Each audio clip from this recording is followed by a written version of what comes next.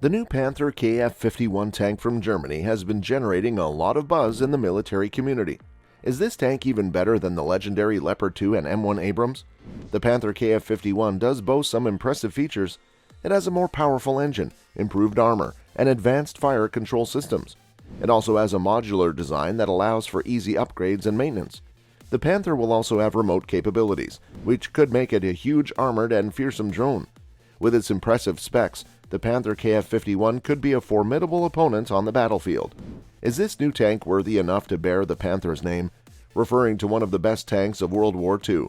Here, at Military Intelligence, we will take a closer look at the Panther KF-51 and find out if this tank is able to outperform the current main battle tanks or not.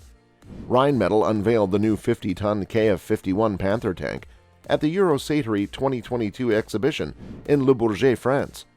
Panther incorporates fully digitized NATO generic vehicle architecture technologies, which reduces crew size and opens the door to human-machine teaming and unmanned turret options.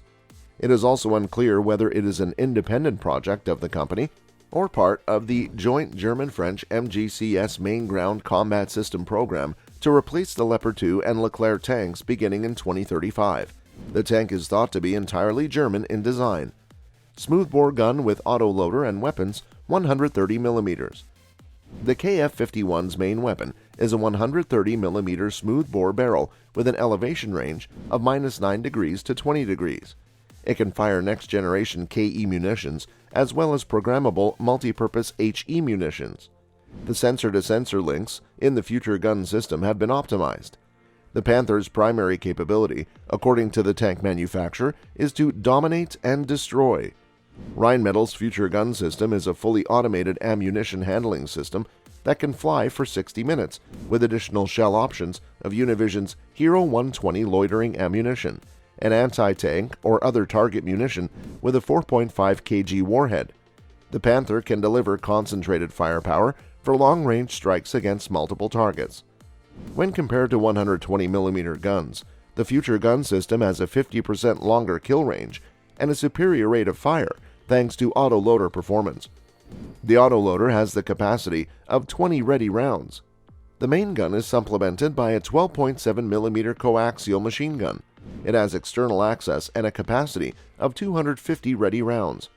Multiple remote-controlled weapon station integration options provide proximity and drone defense flexibility.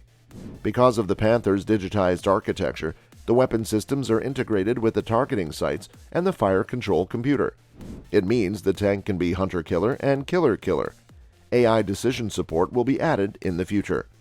Multiple remote-controlled weapon station integration options enable proximity and drone defense. The Natter RCWS also has a fully automated 7.62mm RMG with 2,500 ready rounds and an elevation range of -15 to 85 degrees for full hemispheric coverage. Active and passive security. The Panther can now be equipped with both active and passive protection thanks to digitization. The Panther has a pre-shot detection capability, allowing it to strike first. Rheinmetall TAPS helps to defeat threats from above. The tank contains the rosy smoke obscuring system. The active KE protection boosts security without increasing system weight. Panther is designed to operate in a crowded electromagnetic spectrum because it is fully cyber-hardened. A sensor-based reactive system and passive protection are included in the reactive and passive protection. Active defense includes protection against large-caliber KE and anti-tank guided munitions. The system also includes mine detection and Rheinmetall drones. Panther is equipped with off-platform sensors, such as unmanned vehicles. The Leopard 2A6M has a combat weight of 62.5 tons, while the Mobility Panther has a combat weight of only 59 tons. Its dimensions allow it to fit into an AMOV P4L tunnel profile without preparation, a requirement that no current MBT upgrade meets. The Panther tank has a combat range of more than 500 kilometers. Unmanned aerial vehicles.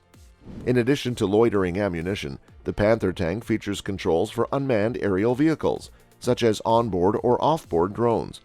In addition to that, there is a variety of unmanned ground vehicles.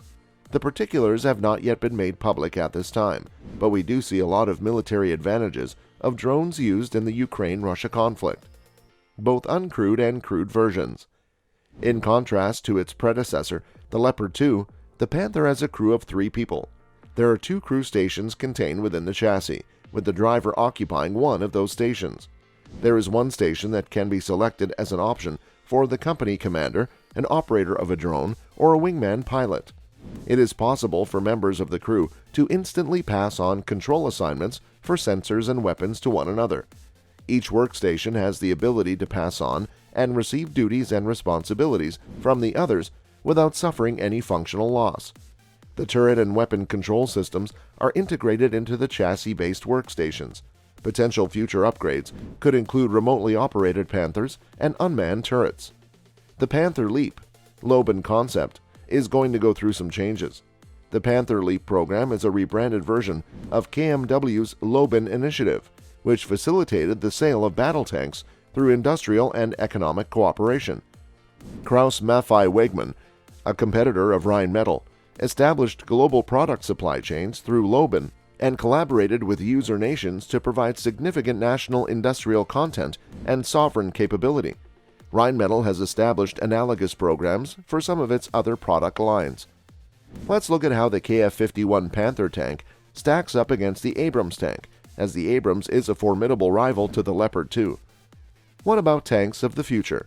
There is no doubt that this issue receives a great deal of attention, particularly as concerns regarding composite materials, heavy armor, and mobility continue to be raised, and the U.S. Army mulls over its strategy for developing future armored platforms.